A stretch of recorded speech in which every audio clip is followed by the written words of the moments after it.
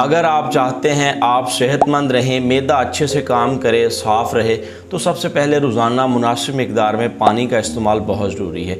इससे आपका मैदा साफ़ रहेगा और इसके बाद खाना खाने से कुछ टाइम पहले पानी पिएं। इससे मैदा ग़िज़ा अच्छे से हज़म करेगा, हेल्दी रहेगा, साफ़ रहेगा।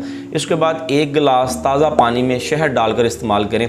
ये आप सुबह निहार मुँह भी इस्तेमाल कर सकते हैं और इसके अलावा दिन में किसी भी टाइम इस्तेमाल कर सकते हैं। इसके बाद दही का इस्तेमाल बहुत ज़्यादा फ़ायदेमंद है। दही में हेल्दी बैक्टीरिया होते हैं जो मैदे को सेहतमंद रखते हैं, आपकी आंतों की सेहत के लिए बहुत ज़्यादा फ़ायदेमंद है। इसके अलावा उन ग़िज़ाओं का इस्तेमाल करें जिनमें फ़ाइबर ज़्यादा मिकदार में होता है, वो आपके लिए बहुत ज़्यादा फ़ायदेमंद है। और तमाम मौसमी फ्रूट्स जो हैं वो ज़रूर खाएँ और दोपहर में सलाद का इस्तेमाल लाजमी करें, वो आपके लिए बहुत ज़्यादा फ़ायदेमंद है। ये आपके मैदे को साफ़ रखेगा, आप हेल्दी रहेंगे, आपकी अच्छी सेहत के लिए बहुत ज़रूरी है। इसके बाद आप अदरक का कावा इस्तेमाल कर सकते हैं। अदरक का कावा आपके मैदे के लिए बहुत ज़्यादा फ़ायदेमंद है, मैदे को सेहतमंद रखता है, तंदुरुस्त रखता है और साफ़ रखता है। इसके अलावा जब भी ग़िज़ा खाएँ, ग़िज़ा अच्छे से चबा चबा कर खाएँ और जब भी खाना खाएँ, खाना खाने के बाद थोड़ी सी चहलकदमी ज़रूर करें।